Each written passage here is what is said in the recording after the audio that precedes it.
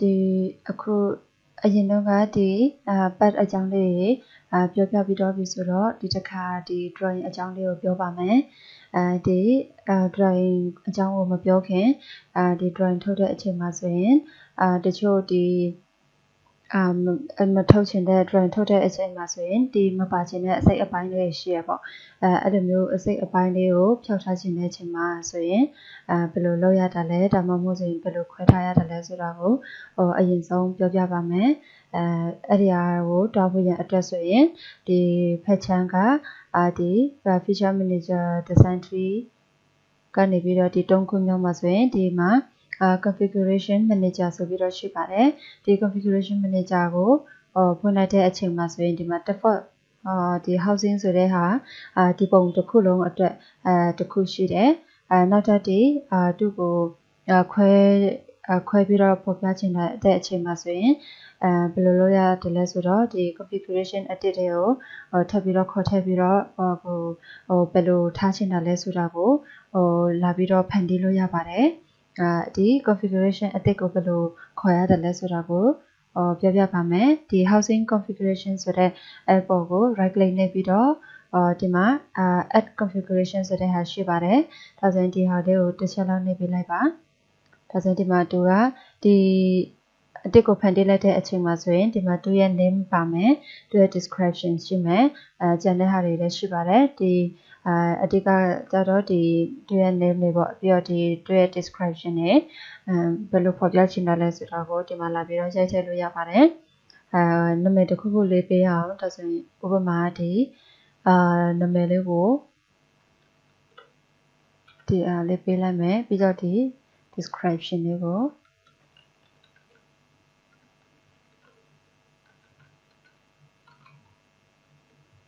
ဒီလိုပေးလိုက်မယ်ကိုကြိုက်တဲ့နာမည်ပေးလို့ရပါတယ်ဒီပုံကိုဆွဲတဲ့ပုံမူတည်ပြီးတော့ကြိုက်တဲ့နာမည်ကိုလာပြီးတော့ပေးလို့ရပါတယ်ပြီးကြရင် okay လို့ပေးလိုက်မယ်ဒီမှာဆိုရင် okay လို့ပြောလိုက်တဲ့အချိန်မှာဆိုရင်ဒီမှာဒီအတစ်ခုနဖန်တီးလာတဲ့ထားတဲ့ဟာဒီမှာလာပြီးတော့ပေါ်ပါတယ်နောက်ဒီဟာလေးကိုတစ်ခုကိုဆက်လက်မှတ်လိုက်ပြီဆိုရင်နောက်တစ်ခုကမိန်နေတယ်အဲဆိုရင်ဒီဟာလေးကိုသူ့ကိုဆက်လက်မှတ်ချင်တယ်ဆိုရင်သူ့ပေါ်ကိုကလစ်နှစ်ချက်ပဲနေဒါမှမဟုတ်ဘူးဆိုရင်ဒီပေါ်ကို right click နေပြီးတော့ show configuration ဆိုတဲ့ဟာကိုပဲနေကြိုက်တယ်လို့နေလို့ရပါတယ်ဒါဆိုရင်သူကဒီဟာလေးကိုလာပြီးတော့ဆက်လက်မှတ်လိုက်ပြီဒီဟာလေးကိုနာမည်လေးပြောင်းချင်တယ်နာမည်လေးပြောင်းချင်တယ်ဆိုတော့ဒီပေါ် right click နေပြီးတော့ဒီ properties တွေကိုတွားပြီးတော့ဒီမှာခုနကသူက name မပေးရသေးတော့သူက default အနေနဲ့ပဲသူပြထားပေးပါတယ်ဒါဆိုရင်သူ့ကိုလည်းနာမည်တစ်ခုခုပေးရအောင်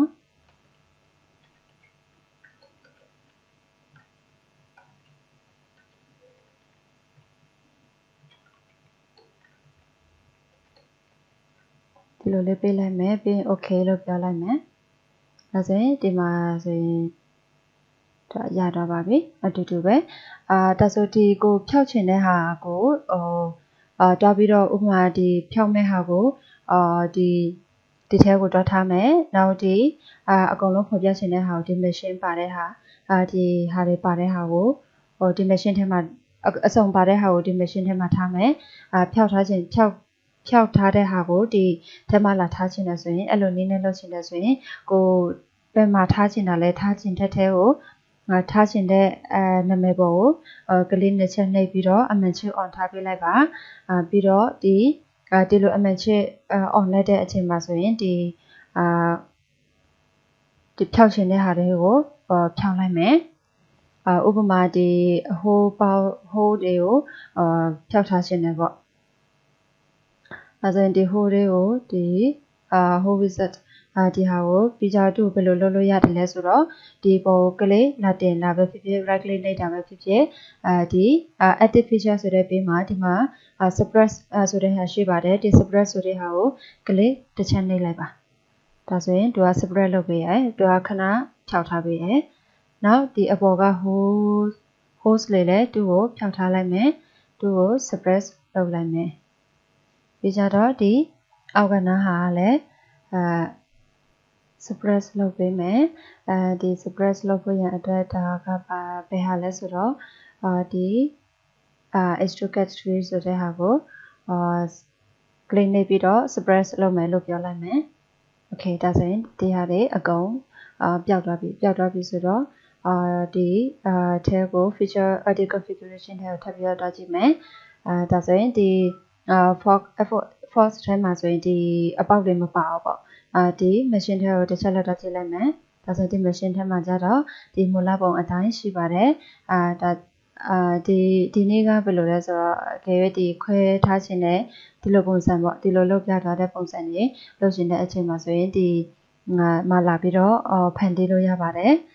ဒါဆိုရင်ဒီဟာလေးပြီးတော့ပြီဆိုတော့နောက်ထပ်ဒီ drawing လေးအကြောင်းကိုပြောပြပါမယ်ဒီ drawing ကိုထုတ်ဖို့ရန်အတွက်ဘယ်လိုလဲဆိုတော့ဘယ်လိုထုတ်လို့ရလဲဆိုတော့ဒီ new ခေါ်တဲ့နေရာမှာပဲတောင်းအလုံးမှာ click နေပြီးတော့ဒီmake drawing from part and assembly ဆိုတာကိုတစ်ချက်လောက်နှိပ်ပေးလိုက်ပါဒါဆိုရင်သူကဒီမှာဒီ shift format တွေ shift size တွေကိုသူကပြထားပေးပါတယ်ဒါဆိုရင်ဒီအကယ်၍ကိုယ့်ဟာကိုဒီ template တစ်ခုကို template ကိုဖန်တီးပြီးတော့ဒီမှာကိုလာပြီးတော့ယူသုံးချင်တယ်ဆိုရင်လည်းရပါတယ်ဒါကနောက်ထပ်ဒီဘာလဲဆိုတော့ customer shift size ဒါကြတော့ဒီ size ကိုလို့ချင်မဲ့ width တွေ height တွေပေါ့ဒါကြတော့ဒီ size ရဲ့ဒီ size ရဲ့ size တွေ width တွေဖြစ်ပါတယ်နောက်ဒီခုတော့ဒီဥပမာအနေနဲ့ဒီ AMSI landscape နဲ့ပဲတွားပြပါမယ်ပြီးရင် okay လို့ပြောလိုက်မယ် sorry ဒီဟာနဲ့တွားမယ်ဒါပေမဲ့ဒီ display shift format တွေမပြချင်ဘူးဆိုပြီးတော့သူ့ကိုအမှန်ချစ်ဖြုတ်ထားလိုက်မယ်ပြီးရင် okay လို့ပြောလိုက်မယ်ဒါဆိုရင်ဒီအောက်ကဒီ shift format တွေname တို့ပါတော့အဲ့ဒါတွေမပါတော့ဘူးဒီ plain စာရွက် plain တစ်ခုလေးပဲပေါ့ plain တစ်ခုဒီ plain ပေါ်ကိုဒီပုံကိုခေါ်ထည့်ရှင်တယ်ဆိုရင်ဒီဥပမာဒီfront plane ကိုခေါ်ထည့်ရှင်တယ် front plane ကိုခေါ်လိုက်မယ်ပြီးကြတော့ဒီတစ်ခုကိုခေါ်လိုက်တဲ့အချိန်မှာဆိုရင်သူကဒီဟာကိုအမှန်ချစ်ကိုမနှိပ်မချင်းသူကဒီ front plane ကိုခေါ်ထားပေမဲ့သူက mouse ကို straight လိုက်တဲ့အချိန်မှာဆိုရင်အပေါ်ကိုရွှေ့လိုက်တဲ့အချိန်မှာဆိုရင်သူက top plane ကိုပြပေးတယ်နောက်ဒီ page light ကိုရွှေ့တဲ့အချိန်မှာဆိုရင်သူကနောက်ထပ်တစ်ခု right plane ကိုသူပြပေးတယ်နောက်ဒီလိုတစ်ဆောင်လေးရွှေ့လိုက်တဲ့အချိန်မှာဆိုရင်သူက isometric view ကိုသူပြပေးတယ်ဒါကြတော့ဒီမှာထပ်ခါတွားပြီးရွေးစရာမလိုဘဲနဲ့သူကတခါတည်းသူကဒီမှာပြပေးတယ်ပေါ့ပြီးရင်ဒီမှာလည်းနောက်တဲ့ဒီ right ပဲဆိုပြီးတော့နောက်ထပ်သူ့ကိုမလို့ချင်တော့ဘူးဆိုရင်ဒီအမှန်ချစ်လေးကိုနှိပ်တာပဲဖြစ်ဖြစ် escape key နဲ့ပဲထွက်ချက်တယ်လို့ချက်တဲ့နည်းကိုသုံးလို့ရပါတယ်ပြီးဒါခုလောလောဆယ်တော့ဒီ okay လို့ပဲနှိပ်လိုက်မယ်ဒါဆိုရင်ဒီဟာလေးရလာပြီဆိုတော့ဒါကြောင့်သူက auto ခုနဒီရွေးလာတဲ့ဒီ host တဲ့တန်ဖိုးတွေသူကတခါတည်းတက်ပေးပါတယ်နောက်ဒီ drawing ထုတ်တဲ့အချိန်မှာဆိုရင်နောက်ထပ်ဘယ်လိုရှိသေးလဲဆိုတော့ဥပမာဒီdisplay style ဆိုတဲ့ဟာရှိပါတယ်ဒီ display style မှာဆိုရင်ဒီမှာဒီပတ်ကိုဒီမှာကြည့်တဲ့အတိုင်းပါပဲသူက shaded with edge ဆိုတဲ့ဟာရှိတယ်နောက် shaded ဆိုတဲ့ဟာရှိတယ်hidden line remove လုပ်တဲ့ဟာရှိတယ်နောက်hidden line visible လုပ်တဲ့ဟာရှိတယ်နောက်ဒီ wireframe နဲ့ကြည့်တဲ့ဟာရှိတယ်ဒီမှာလည်းဒီကအတိုင်းပါပဲဒီမှာလာပြီးတော့ရွေးလဲရတယ်ဒါမှမဟုတ်ဘူးဆိုရင်ဒီကနေပြီးတော့လာပြီးတော့ရွေးပြီးလို့ရတယ်ဒါဆိုရင်သူကဒီမှာဆိုရင်သူက 3D ပုံစံလေးကိုသူကဒီ solid ပုံစံလေးကိုသူပြပေးတာပေါ့ဒါဆိုရင်ဒီဟာဆိုရင်ပြီးကြရင် okay လို့ပြောလိုက်မယ်သူရဲ့ scale ကိုတော့ဒီလောက်ပဲထားမယ်သူရဲ့ scale အကယ်၍သူရဲ့ scale ကိုတွားပြီးတော့ပြောင်းချင်တယ်ဆိုရင်ဒီမှာ scale ဆိုတဲ့အောက်မှာuse parent scale ရှိတယ် use shift scale ရှိတယ်နောက် use customize scale ဒီကိုယ့်ဘက်ကိုဒီ customize လုပ်ရှင်တယ်ဆိုရင်တော့ဒီ use customize scale ဆိုတဲ့ဟာကိုတွားပြီးတော့select on ပြီးတော့ဒီမှာဒီ down arrow မှာဆိုရင်သူက scale ဒီသူရဲ့ scale တွေအမျိုးမျိုးရှိပါတယ်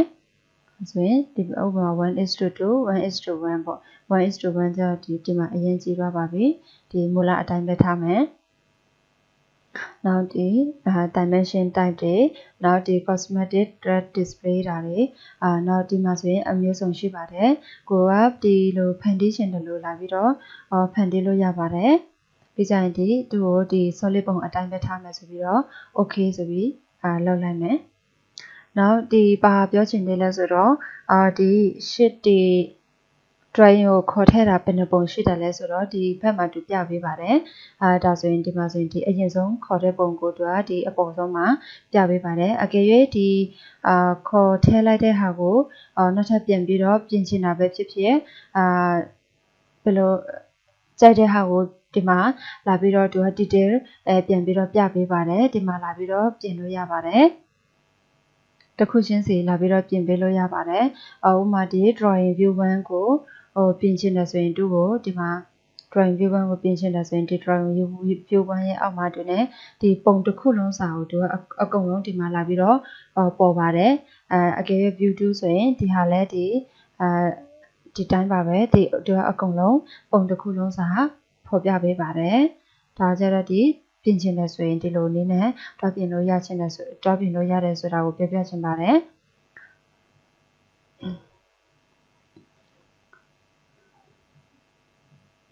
နောက်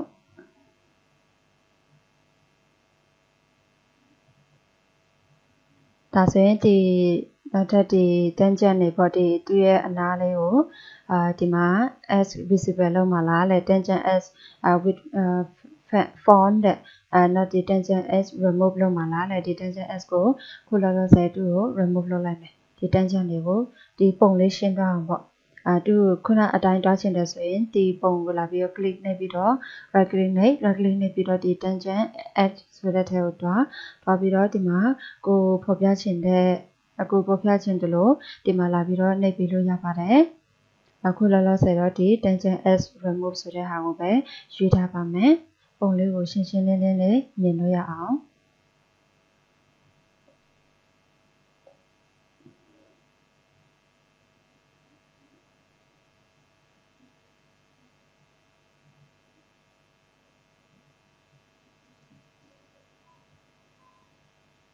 Okay ဒါဆိုရင်ဒီနေ့အတိုင်းလေးထားမယ်ထားပြီးတော့ရတော့ပြီဆိုတော့ဒီ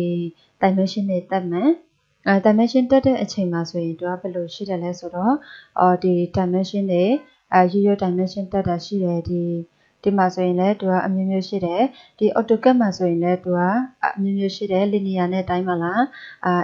align နဲ့တိုင်းမလား incline နဲ့တိုင်းမလားနောက် angular နဲ့လားဆိုပြီးတော့ဒီမှာအဲ့မှာလည်း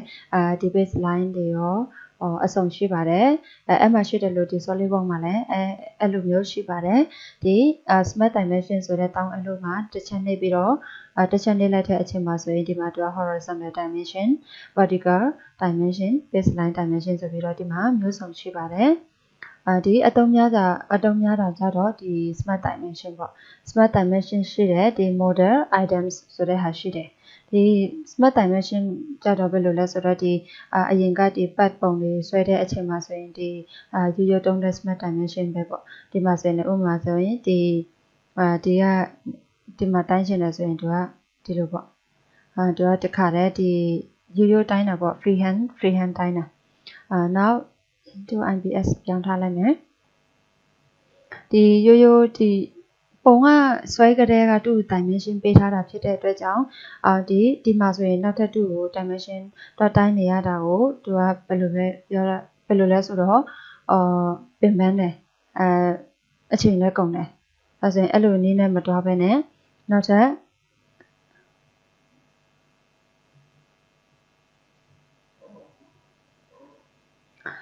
အဲ့လိုနည်းမတွားဘဲနဲ့နောက်ထပ်ဘယ်လိုတွားလို့ရတယ်လဲဆိုတော့ဒီ model item ဆိုတဲ့ဟာရှိပါတယ် sorry ဒီဟာလေးကိုတစ်ချက်လောက်ပြန်ပြောတာ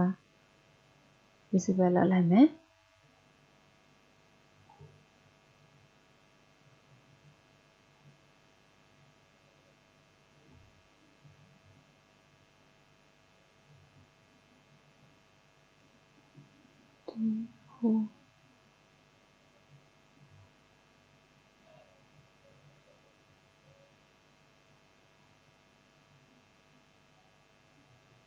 โอเคဒီလိုနည်းနဲ့ပြလိုက်မယ်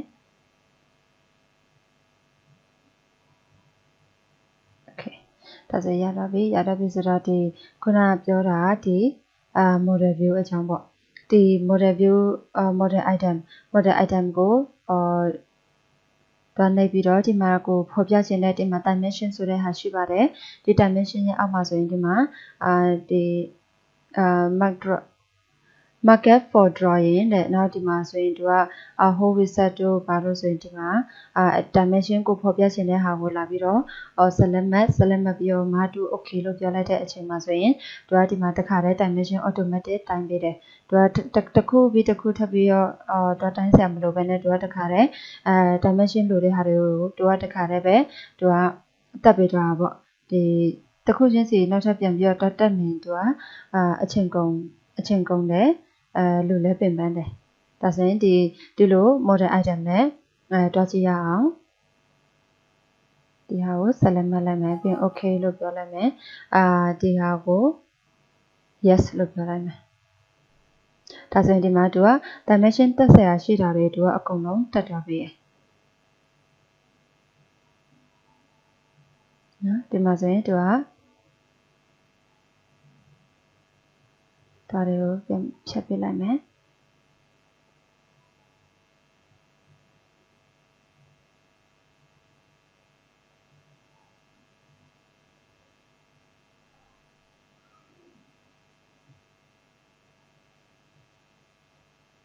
ပြီးကြတော့ဒီ dimension တွေကိုလိုက်ညှိပေါ့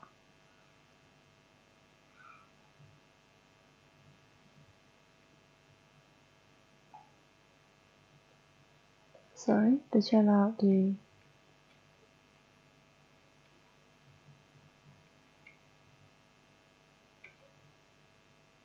ဒါတွေကိုဖြတ်ထားလိုက်မယ်ဒီ photo လေးကို hidden line နဲ့ကြည့်မယ်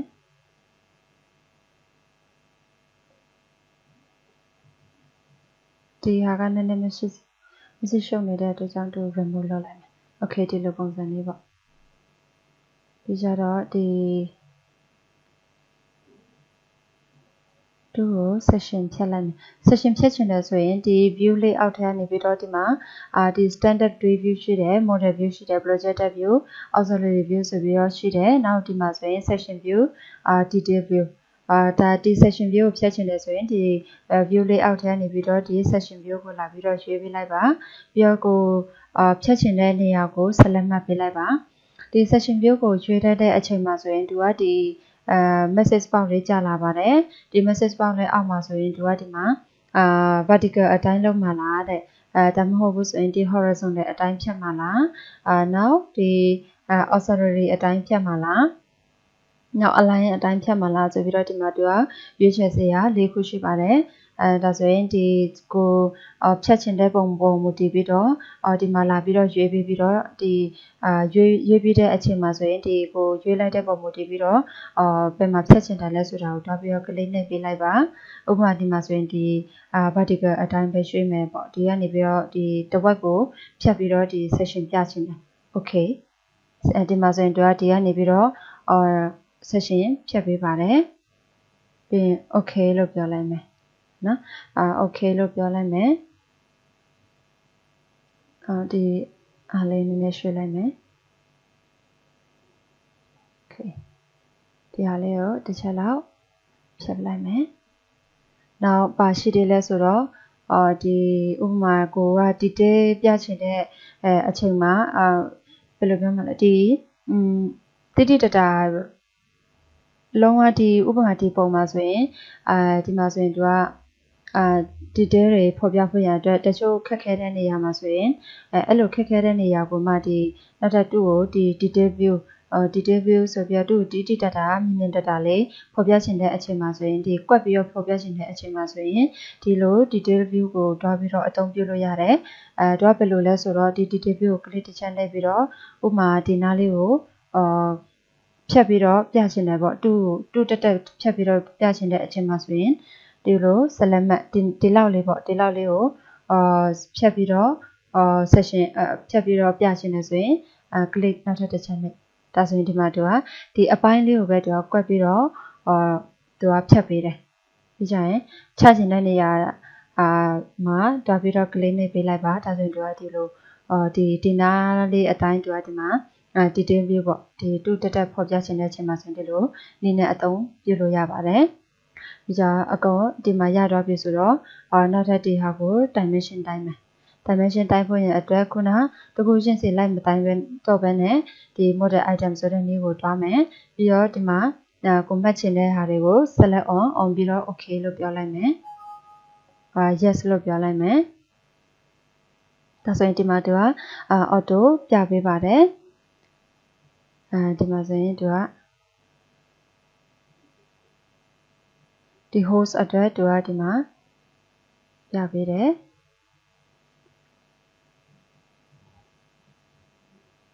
ဒါသူရဲ့ diameter နောက်ဒီမှာဆိုရင်သူကဒီလိုဒီအဆင်ပြေတယ်လို့တွားပြီးတော့ညှိပေးလိုက်ပါ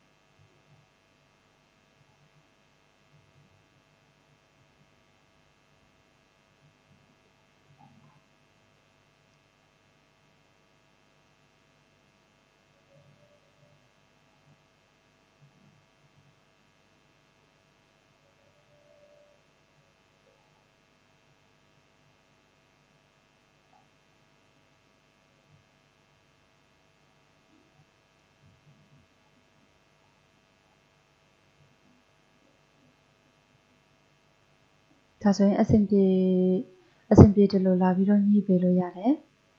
ဒါဆိုရင်ဒီလိုပေါ့နောက်ဒီဘက်ကဟာဆိုရင်သူကဒီဘက်မှာဒီဟာကိုဒီဘက်နည်းနည်းလောက်ရွှေ့လိုက်မယ်ရွှေ့ချင်တဲ့ဟာကိုဒီလိုမျိုးသူကဒီကနေပြီးတော့လာပြီးတော့ရွှေ့မရမှာဘာလို့လဲဆိုတော့သူကဒီ frame plane ပေါ်မူတည်ပြီးတော့ဒီဟာကိုယူထားတာဖြစ်တဲ့အတွက်ကြောင့်သူကဒီလိုနည်းနဲ့မှရပါမယ်โอเคဒါဆိုရင်နောက်ထပ်ဒီအတွက်ဒါကဒီအတွက်โอเคဒီဘက်အတွက်အဆင်ပြေတော့ပြီဒီတက်တမကို3ခုလောက်ထားလိုက်မယ်โอเคဒါဆိုရင်သူကဒီလို3ခုတော့ပြောင်းလိုက်မယ်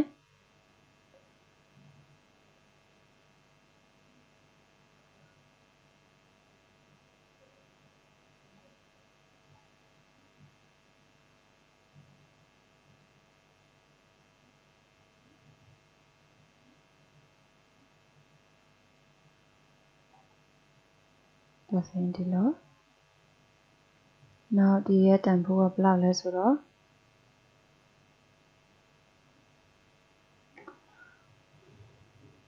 3.5ဒီ 3.5 ကိုသူကဘယ်လိုလဲဆိုတော့ဒီမှာဒီ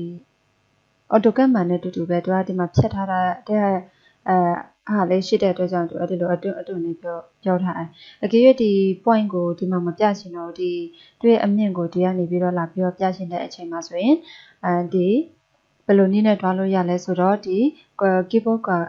ပေါ်က shift key ကိုဖိထားလိုက်ပါပြီးတော့ဒီရွှေ့ချင်တဲ့ dimension ပေါ်ကို drag ဆွဲလိုက်ပါပြီးတော့ဒီပေါ်ထားချင်တယ်ပေါ့ okay ဒါဆိုရင်ဒီလိုနည်းနဲ့ shift key ရဲ့နောက်ဒီရွှေ့ချင်တဲ့ dimension ကို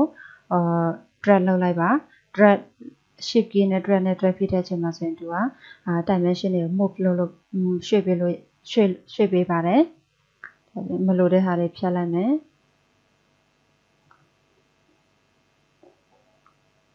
ဒီဟာဆိုရင်လည်းတူတူပဲအကယ်၍ဒီဟာကိုဒီဘက်မှာလာပြီးတော့ပြချင်တယ်ဆိုရင် shift key ရဲ့ drag ရဲ့ဆိုပြီးတော့တွဲပြီးတော့နှိပ်လိုက်ပါဒါဆိုရင်တို့ကဒီမှာဒီဘက်ကိုရွှေ့ပေးပါတယ် နောက်ဒီဟာလေးကိုတော့ဒီလိုအဆင်ပြေတယ်လို့ရွှေ့လိုက်မယ်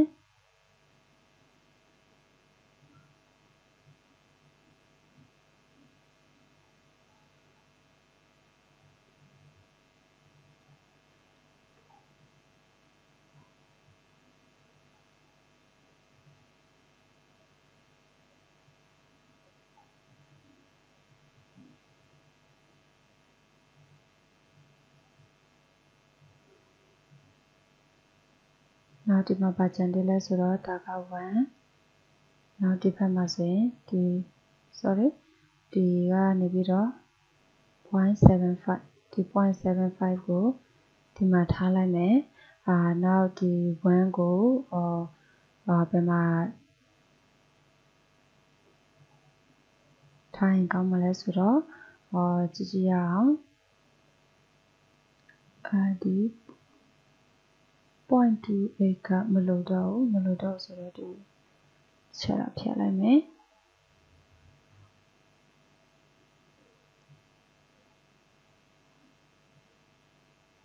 2.25 နော်ပြီးကြတော့ဒီ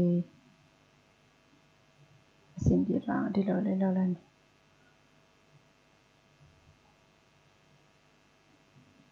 ဒီ1ကိုဒီဘက်နဲ့တိုးလိုက်မယ်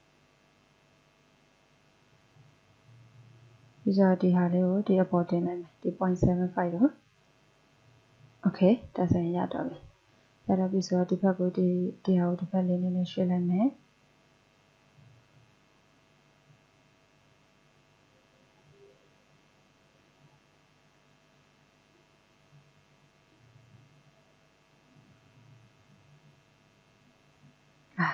okay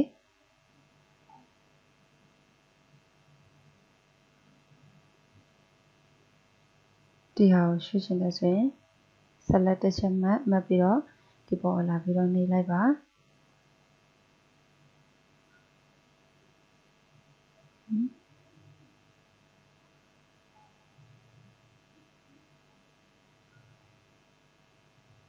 မရအောင်နော်ဒါဆိုရင်ဒီလိုလေးအဆင်ပြေတယ်လို့ထားလိုက်မယ်